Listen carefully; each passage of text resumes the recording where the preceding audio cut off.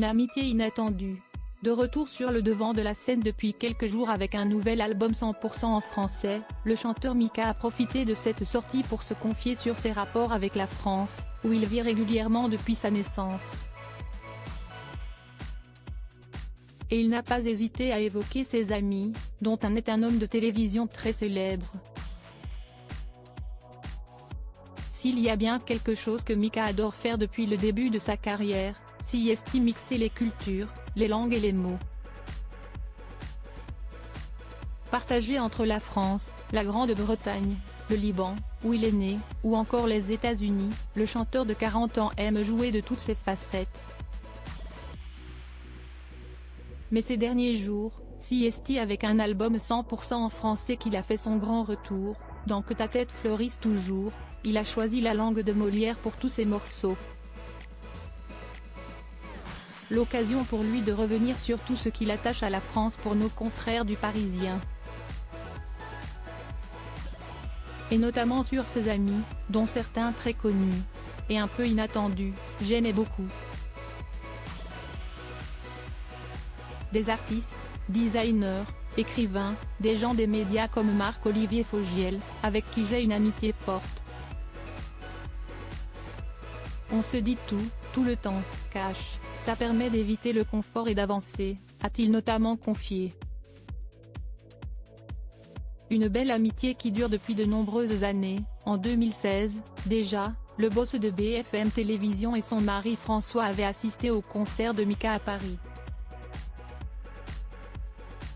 Récemment, c'est ensemble que les deux hommes étaient allés voir la finale de la Coupe du Monde de rugby. Une belle soirée pour se détendre avant la sortie de l'album. Des amis fans de cuisine, mais Marc-Olivier Fogiel n'est pas le seul ami du compagnon d'Andy, à qui une chanson est dédiée. Bien au contraire, le chanteur est très entouré, et notamment par des pros de la gastronomie. J'ai des amis partout en France, où je voyage énormément en voiture. Et ceux que je vais voir le plus, ce sont mes amis dans les hôtels et les restaurants. À mon dernier Bercy, j'avais invité dans ma loge les serveurs de la brasserie chez Georges, ma cantine parisienne. Fan de cuisine française, et notamment de coq au vin, il a d'ailleurs un projet dans un coin de sa tête.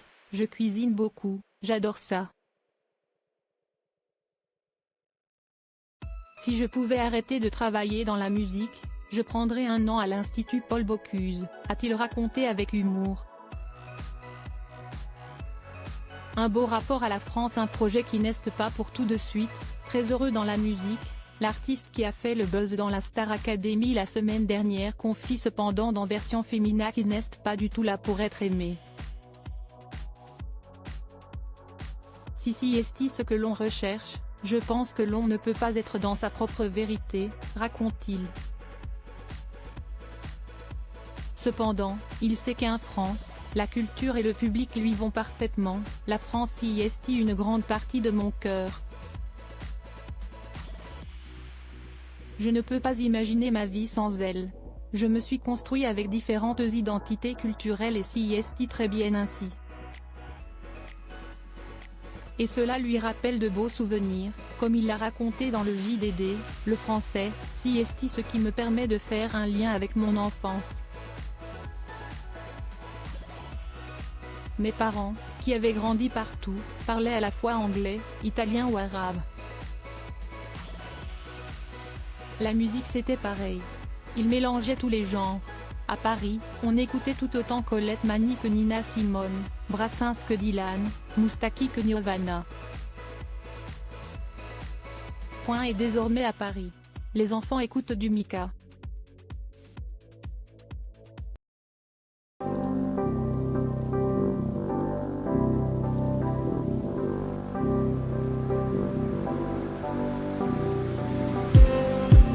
Just need